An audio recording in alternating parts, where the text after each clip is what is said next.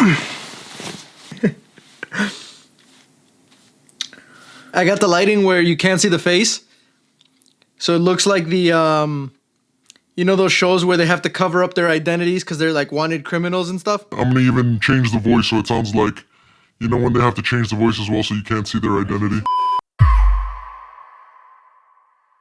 How's it going, everyone? Coach Javi, welcome back to the podcast channel. Today we're going to be talking about our return to training.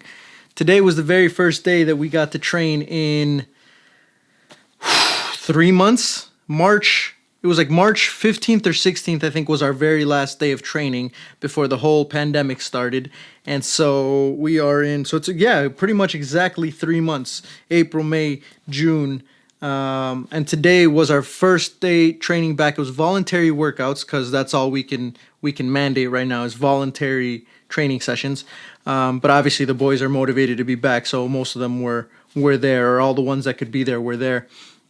We did a lot of individual stuff. We did, because of the restrictions and because it was the first day back, I wanted to make sure that we were playing it safe, that we weren't doing anything to where we could be not following the protocols.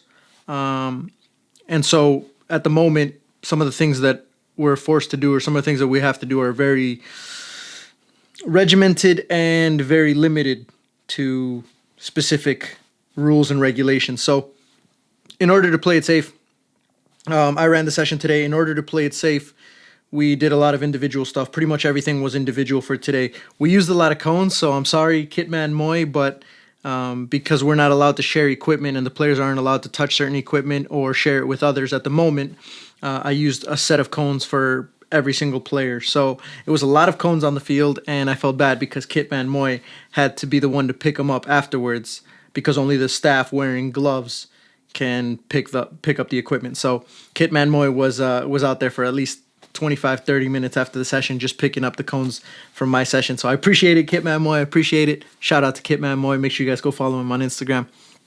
But overall I was excited. I was happy to see the guys back. It was nice to have the boys with the banter. Everybody was in a good mood. Everybody was just excited to be back on the field and, you know, touching a soccer ball again in a group setting. Obviously, because it was the first training session back, everything was individual. But I think in the future, in the next few sessions before we do full team training, I think that we're going to incorporate a lot more passing, a lot more small group exercises. So the way it works pretty much, and these are the regulations from the government and from FIFA that everyone's following at the moment, is the players have to be on separate sides of the field if they're from different housing groups. So for example, the boys that are in the housing, and those boys had to be on one half of the field, and then the boys who live on their own or live in a different housing setting were on the other half of the field. So they had to be 6 feet apart at all times. So all of the exercises, I made sure that there was at least 5 yards of space between each of them. We used pretty much the entire field. And the way I broke it down was we started with a dynamic warm-up. We did full field jogs, lots of stretching. It's very important, especially in the first session back, because you haven't been able to monitor the progress of every single person individually, or at least not as much as you'd like to. I wasn't sure exactly where they were all at fitness-wise. So it's very, very important first few sessions back, that they're stretching properly. So we extended the warm-up a little bit, about 15-20 minutes, lots of dynamic stretches, lots of things where they had to go a little bit further out so that they were stretching out their legs. And then I incorporated some Corver stuff, some ball mastery stuff, things that I like to do on my own when I do training sessions individually. And it was just like toe touches, shuffles, inside out. We did some juggling for a few minutes. That was just getting them comfortable on the ball, getting them warmed up, getting their legs loose before we got into some of the more fitness type stuff. What we did for the dribbling conditioning type stuff that we did was a Bayern Munich fitness exercise, fitness drill, and I can actually overlay some clips on this podcast so you guys can see what that looks like from the Bayern Munich training videos. It's a bit of fitness because you're going back and forth, dribbling the soccer ball to one side through the cones and then sprinting back and getting the next one. And we did, I think, 6 balls total. We did a few sets of those. and then we extended it out and did some longer distance dribbling, which was like not longer distance, but a little bit more spaced out. So it was a total of 20-yard distance of dribbling that they had to do, and we did a few sets of those. And then we finished out the session with some striders, which is a fitness exercise where pretty much they have to go from, we're using the width of the field, and they go from one side of the field to the other and back in a certain amount of time. And then the times get shorter and shorter, and then the times go back up. So I'll explain it. The way it works is they'll start off, the first one is 35 seconds there and back. And remember, this is the width of the field, so not the length of the field, but just the width of the field. And then they get a 25-second rest, and then they go down to 30 seconds there and back, and then a 25-second rest. So the rest is always 25 seconds. And then they go down to 25 seconds there and back, 25-second rest, 20 seconds there and back, which is like pretty much a full sprint. And then they go back up the ladder. So then after the 20, they go 25, and then 30, and then 35, and then that's one set. Originally, I was planning on doing 2 sets, but because it was the first session back and all of the work was individual, which tends to tire you out a little bit more, I decided to just cut it off at one set. So here's some tips for coaches out there, anybody who is getting into the coaching world. I like to, especially when you're training players who are at a high level, they're going to be a little bit more honest with you because they know that ultimately it's up to them, how good they can be. So with these guys, I often ask them how they're feeling, what the intensity of the session feels like to them, and then I'll ask them if sometimes I'll even ask them if they want to do an extra one or if we should just cut it off there. I could tell just by their body language, by the feedback that I was getting, that they weren't going to feel comfortable doing 2 sets.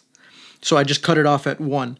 Now, I do think that you should encourage, being able to push your limits a little bit. So don't be like, oh, well, if you're tired, then we're going to cut it off there. But at the same time, you have to take a look into your seasonal plan or your periodization or whatever you want to call it.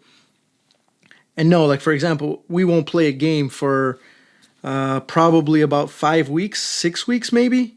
So if we have 6 weeks to train, there's no point in just killing them in the first session, right? Because now you're putting them at risk for injury, and you're also getting them to a point where if you start doing that from the very beginning and you go all the way to right before the game, you're going to burn out the player. So you want them to peak right at the right time. So first session back, just building up to a little bit more fitness. It was a tiring session. It was, from the feedback that I got from the players, it was about an 8 out of 10 as far as intensity wise.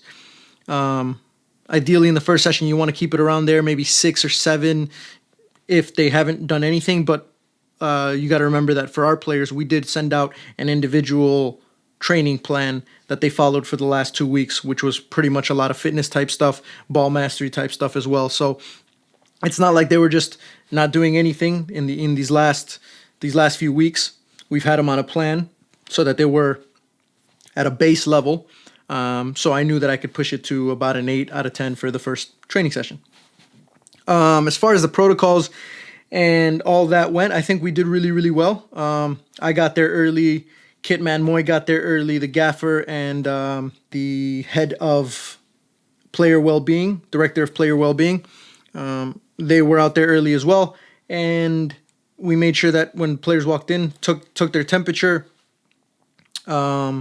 The whole process actually ran really smoothly. They parked their cars. They have to be in different parking spots, so they can't park right next to each other. They have to park one space away. And then they wear a face mask from the parking lot to the field where they get their temperature taken. They get directed to where they're going to put their bags. We gave them a towel to set their bags on. We gave them a plastic bag for their face masks so that they could put those in their bag.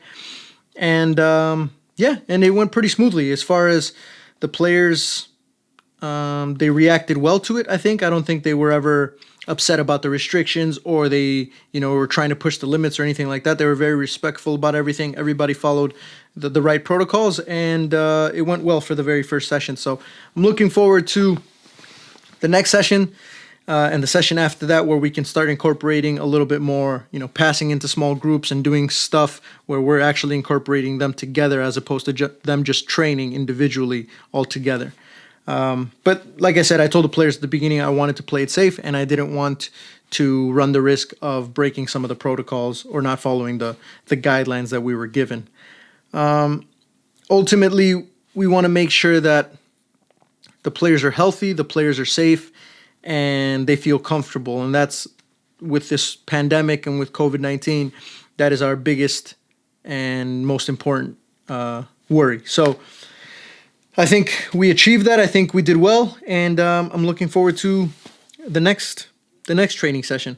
And so just wanted to give you guys a little bit of an update, a little bit of a rundown of how we ran the session for today, being our first session back, and kind of the things that we had to go through. And I'll keep you guys updated in future podcasts. Yeah, see you guys in the next one.